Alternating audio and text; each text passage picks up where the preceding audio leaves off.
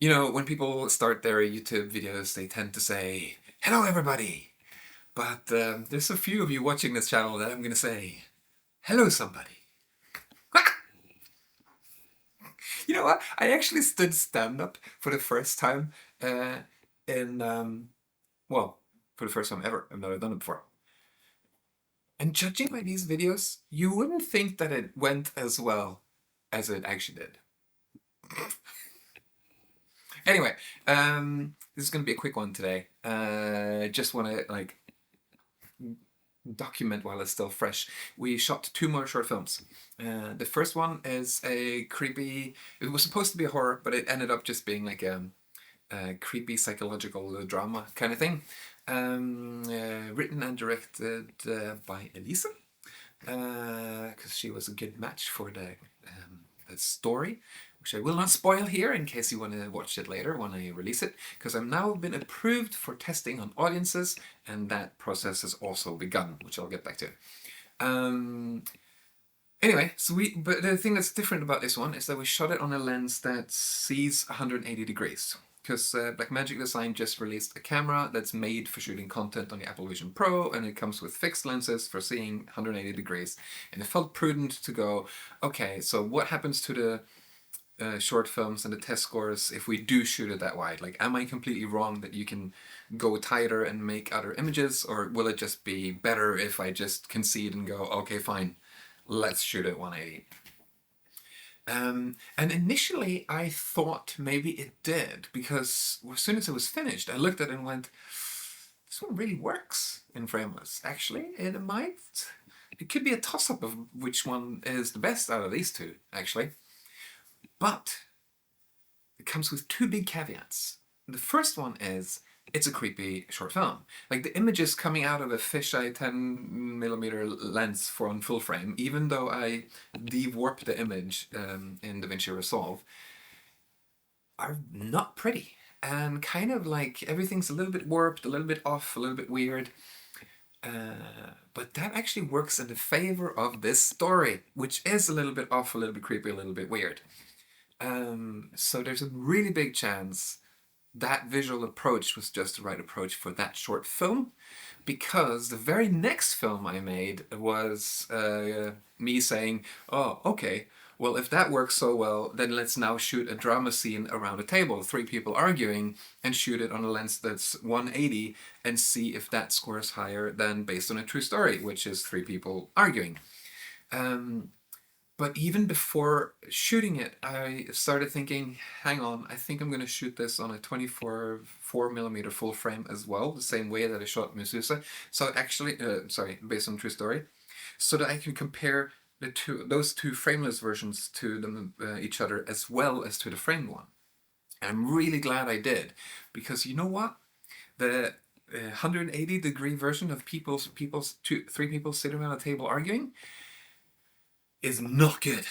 There, the warpy nature of the lens really doesn't lean into the melodrama of people. The 24mm frameless one gives me, well, it doesn't give me close-ups, but it gets me closer, so you can read people's expressions, because that kind of scene is all about, like, how are people reacting to the scene.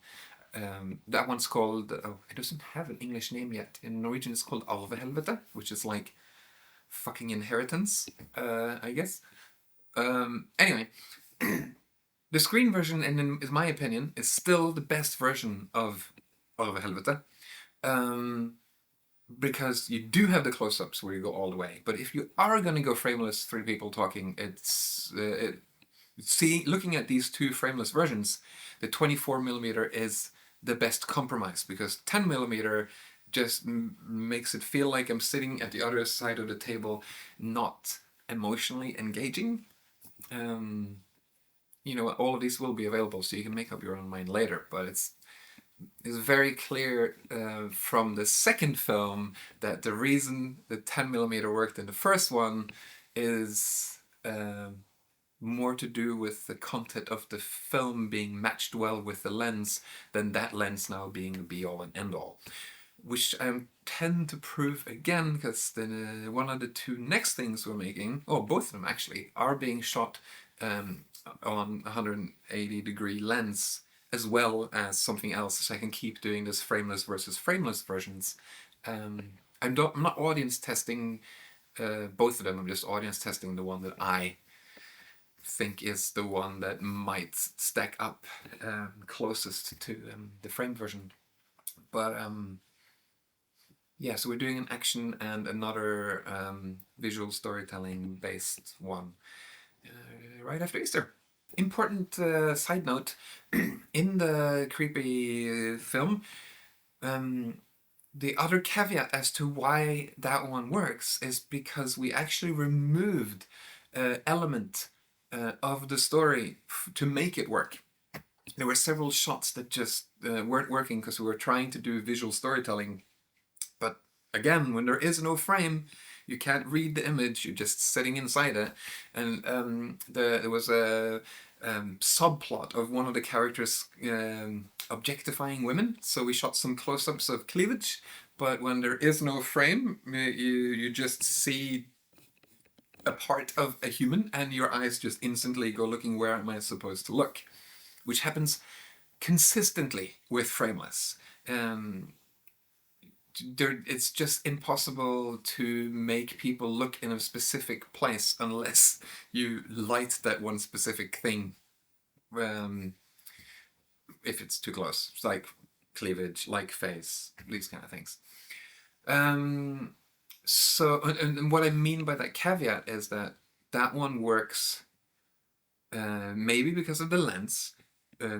Second, because we took away all the parts that didn't work and then matched the framed version to the frameless version, because this time is the first time I edited the frameless version first.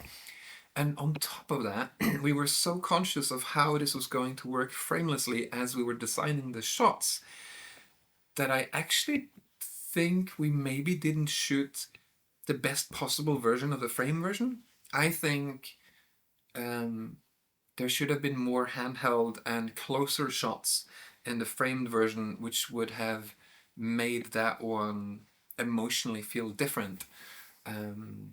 So I think we did a little bit of a oops there. Which brings me to like a bigger idea that I have for further down the line. I think at some point I have to stop comparing frameless to framed and just lean into, because the thing is, I keep thinking in images. So I keep writing stories that are image-based. I was writing on an action thing we're doing very soon to test 180 degrees in action. And I noticed that I wrote two images at the end. Feet coming into the room in uniform, and then a close-up of two hands. And then I realized, but that's never going to work in frameless. I'm still thinking in sequential images made to be read. And I think the only way to stop me from doing that is to stop the need to compare it to framed. So I think I have to, at some point, just diverge a little bit and go, okay, so I'm going to make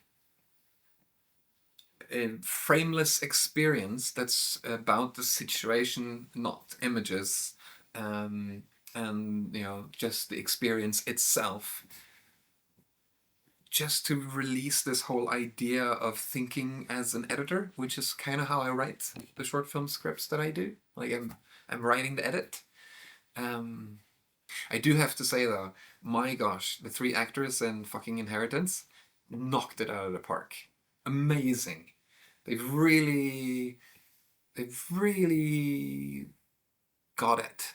And they worked hard on knowing the script to a T and knowing their cues across cuts. I mean, thank you guys. And now I'm allowed to test on audiences. And my Kingsley said, who is my director of studies, he said, hey, maybe you should test it on a few people just to test your questionnaire. Does that need to be altered in some way? And that was a really good shout, because it does. I have 5 questions on there, and the first 4 the first three work totally fine. The fourth one needs to be translated to Norwegian so it makes sense, because I keep having to try to explain what I mean by immersion. But what I actually need to define is, what does my PhD mean by immersion? Because in this context, am I talking about like the quasi-physical immersion of being inside the frame, or am I talking about like being immersed in the story, which I'm trying to define as being emotionally engaged? So it needs clarification. And the fifth one, I actually have a bar going from witnessing to experiencing, and everybody is like, why is this one different to the other ones? So it needs reworking, which means I have to hand it in again to the ethics department, which means waiting around a bit again. It's a process, this PhD thing. I knew that though. I have to throw in a little thing that one of the testers mentioned. So I'm testing, in theory, when I'm doing all of them, I'm testing 20 people in the frameless version and 20 people in the framed version first, but I test all of them in both, so I can have at the bottom of my questionnaire, which one did you prefer? Which has turned out to be a very, very important question, because people are like scoring left, right, and center, but then again, like 80 to 85% of the films, people still prefer the cinema one, even though on paper it looks like they've scored higher in frameless, which is really interesting, and it kind of changes the whole idea of like, because I was told that, oh, you can test 20 people frameless and 20 people framed, and then you just compare those numbers. But turns out that's not really true. I actually have to have people watch both and then ask them which one they prefer, which means that I may be able to take down the number of testers a little bit. I'll get back to that, because it takes a long time to test stuff on frameless. Everybody's sitting around waiting for... If I had several Apple Vision Pros, it would go faster. I do not. They cost money. But with the point that he said he watched them first in the frameless version, and then he watched them in the framed version. And I had thought the whole time that if I show stuff to people in cinema first, then cinema might get an unfair advantage because it's the first version they see.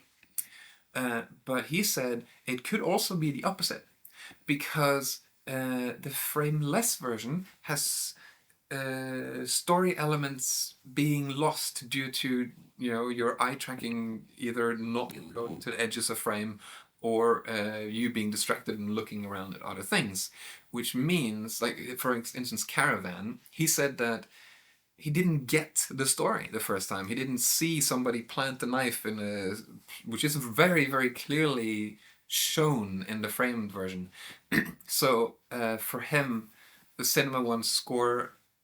the frameless version, if he had seen it last, would have scored fakely higher because he knew where to look, which I think is a very important point, and actually leads me to suspect that I should have everybody watch the frameless version first.